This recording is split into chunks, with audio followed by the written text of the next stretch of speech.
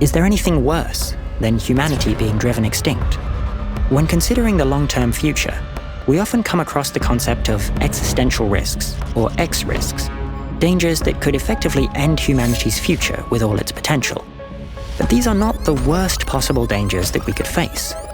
Risks of astronomical suffering, or S risks, hold even worse outcomes than extinction, such as the creation of an incredibly large number of beings suffering terribly.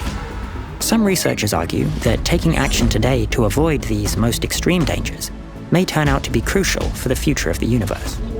Before we dive into S risks, let's make sure we understand risks in general.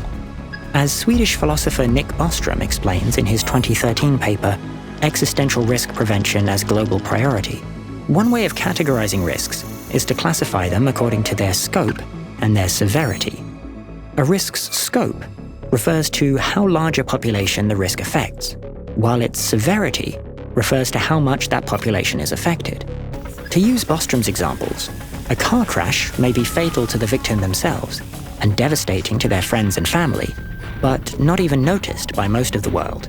So the scope of the car crash is small, though its severity is high for those few people. Conversely, some tragedies could have a wide scope but be comparatively less severe. If a famous painting were destroyed in a fire, it could negatively affect millions or billions of people in the present and future who would have wanted to see that painting in person, but the impact on those people's lives would be much smaller. In his paper, Bostrom analyzes risks which have both a wide scope and an extreme severity, including so-called existential risks or X risks.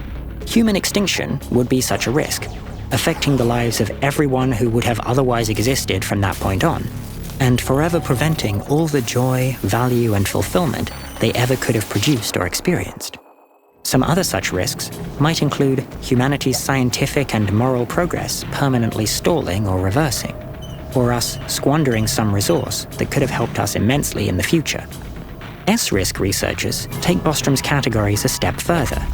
If X risks are catastrophic because they affect everyone who would otherwise exist and prevent all their value from being realized, then an even more harmful type of risk would be one that affects more beings than would otherwise exist, and that makes their lives worse than non-existence. In other words, a risk with an even broader scope and even higher severity than a typical existential risk, or a fate worse than extinction.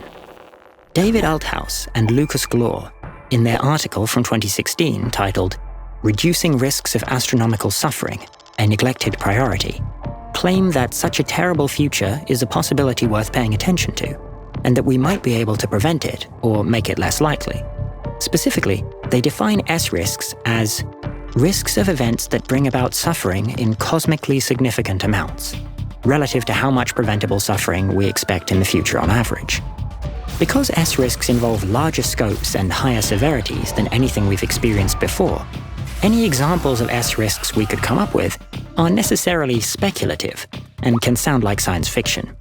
Remember, though, that some risks that we take very seriously today, such as the risk of nuclear war, were first imagined in science fiction stories. For instance, in The World Set Free, written by H.G. Wells in 1914, bombs powered by artificial radioactive elements destroy hundreds of cities in a globe-spanning war. So we shouldn't ignore S risks purely because they seem speculative. We should also keep in mind that S risks are a very broad category. Any specific S risk story might sound unlikely to materialize, but together they can still form a worrying picture.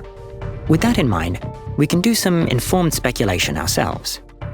Some S-risk scenarios are like current examples of terrible suffering, but on a much larger scale. Imagine galaxies ruled by tyrannical dictators in constant, brutal war, devastating their populations. Or an industry as cruel as today's worst factory farms, being replicated across innumerable planets in billions of galaxies. Other possible S-risk scenarios involve suffering of a type we don't see today, like a sentient computer program somehow accidentally being placed in a state of terrible suffering and being copied onto billions of computers with no way to communicate to anyone to ease its pain. These specific scenarios are inspired by S-Risks: An Introduction by Tobias Baumann, a researcher at the Center for Reducing Suffering. The scenarios have some common elements that illustrate Althaus and Glor's arguments as to why S-risks are a possibility that we should address. In particular, they involve many more beings than currently exist. They involve risks brought on by technological advancement. They involve suffering coming about as part of a larger process, and they are all preventable with enough foresight. Here are some arguments for why S-risks might have a significant chance of occurring, and why we can probably lower that chance. First, if humanity or our descendants expand into the cosmos, then the number of future beings capable of suffering could be vast, maybe even trillions of times more than today. This could come about simply by increasing the number of inhabited locations in the universe, or by creating many artificial or simulated beings advanced enough to be capable of suffering. Second, as technology continues to advance, so does the capability to cause tremendous and avoidable suffering to such beings. We see this already happening with weapons of mass destruction or factory farming. Technology that has increased the power of humanity in the past, from fire to farming to flight, has almost always allowed for both great good and great ill. This trend will likely continue. Third, if such suffering is not deliberately avoided, it could easily come about.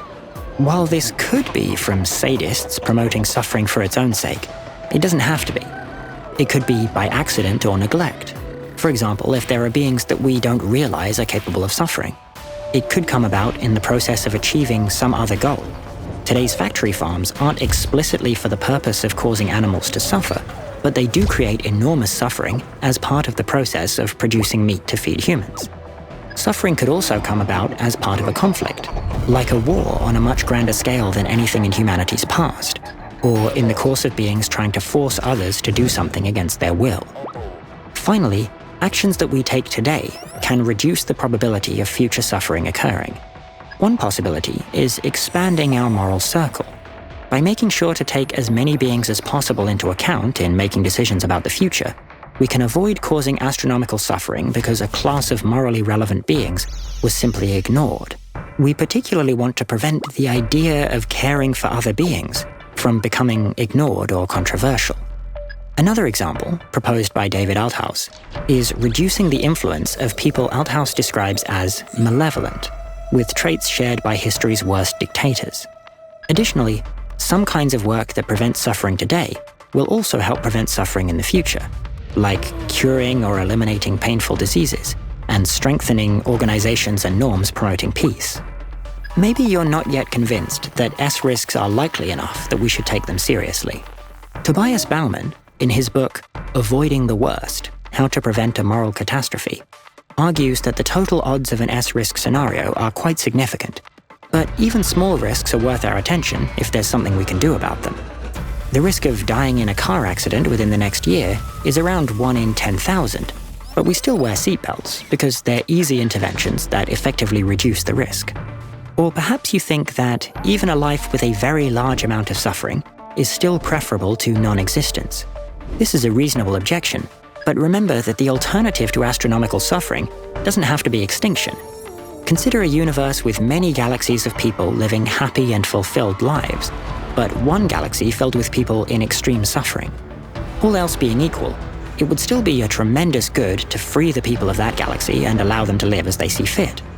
Just how much attention we should pay to preventing this galaxy of suffering depends on your personal morals and ethics, but almost everyone would agree that it is at least something worth doing if we can, and suffering doesn't need to be our only moral concern for S-risks to be important. It's very reasonable to care about S-risks while also believing that the best possible futures are full of potential and worth fighting for. Althaus and Glor further argue that S-risks could be even more important to focus on than existential risks. They picture human futures like a lottery. Avoiding risks of extinction is like buying tickets in that lottery and getting a better chance of humanity living to see one of those futures. But if the bad outweighs the good in the average future represented by each of those tickets, then buying more of them isn't worth it. Avoiding S-risks increases the average value of the tickets we already have and makes buying more of them all the more valuable. Additionally, if an S-risk scenario comes about, it may be extremely difficult to escape it, so we need to act ahead of time.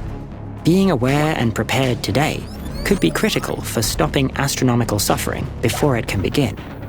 There are many causes in the world today demanding our limited resources, and S-risks can seem too far off and abstract to be worth caring about. But we've shown arguments for why S-risks may have a significant chance of occurring, that we can lower that risk, and that doing so will help make the future better for everyone. If we can alter humanity's distant future at all, it's well worth putting in time and effort to prevent these worst-case scenarios now, while we still have the chance.